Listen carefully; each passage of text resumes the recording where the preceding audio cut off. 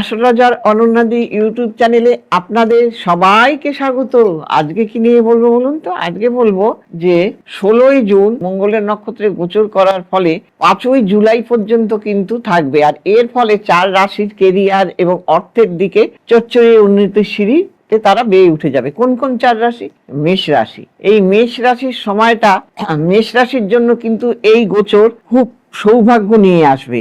বিগড়ে যাওয়া কাজ হয়ে যাবে এবং তাদের মঙ্গলের গোচরের ফলে শারীরিক ক্ষমতা বাড়বে এবং বিশ্বাসের জায়গাটা বেড়ে যাবে, আত্মবিশ্বাস বেড়ে যাবে, চাকরিতে উন্নতি হবে, নতুন প্রমোশনও পাওয়া যাবে চাকরিতে। হ্যাঁ, এবং যারা শিক্ষার্থী পড়াশোনা করছেন তাদের কিন্তু ফল ভালো হবে। এবার সিংহ রাশি। সিংহ রাশির মঙ্গলের এই গোচরে কি হবে? এই রাশির সৌভাগ্য আসবে, মানে খুব চচ্চড়িয়ে চলে আসবে সৌভাগ্য, এবং এই সৌভাগ্যের ফলে তাদের কার্যক্ষেত্রে কিন্তু কর্মের দক্ষতা বেড়ে যাবে এবং অনেক দিক থেকে তারা কিন্তু উন্নতির জায়গায় পৌঁছে যাবে।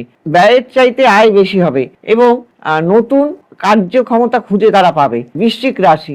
এই রাশির জন্য জাতক জাতিকার কিন্তু ভালো সময়। কৃত্তিকা নক্ষত্রে প্রবেশ করছে মঙ্গলের গোচরে। এইটা হলো কি, কৃত্তিকা নক্ষত্রের গোচরে প্রবেশ করছে, আর এই মঙ্গলের কৃত্তিকা নক্ষত্রে প্রবেশের ফলে না হওয়া কাজ তাদের হয়ে যাবে। কার্যক্ষেত্রে নেতৃত্বও দিতে পারবে এবং এই হঠাৎ অর্থ লাভ হতে পারে এবং এদের কিন্তু কর্মের উৎসাহ বাড়বে, হঠাৎ অর্থ লাভ হবে, সম্পর্কের মধুরতা বাড়বে। এই সময় আর্থিক জোর বাড়বে। কোনো প্রতিযোগিতামূলক পরীক্ষা যদি কেউ দিয়ে থাকে তাদের রেজাল্টও কিন্তু ভালো হবে। এবং মীন রাশির এই গোচরের ফলে দারুণ ভালো ফল দেবে। এই কৃত্তিকা নক্ষত্রে ঢোকার ফলে মঙ্গলের ঘরে অর্থের অভাব দূরীভূত হবে, পুরনো বিনিয়োগ থেকে তারা লাভবান হবে এবং পারিবারিক সমস্যা মিটে যাবে, পুরনো অর্থ আদায় হবে, আটকে থাকা কাজ তাদের হয়ে যাবে। শিক্ষাক্ষেত্রেও কিন্তু ভালো সাফল্য পাবেন। সবাই ভালো থাকবেন। নমস্কার।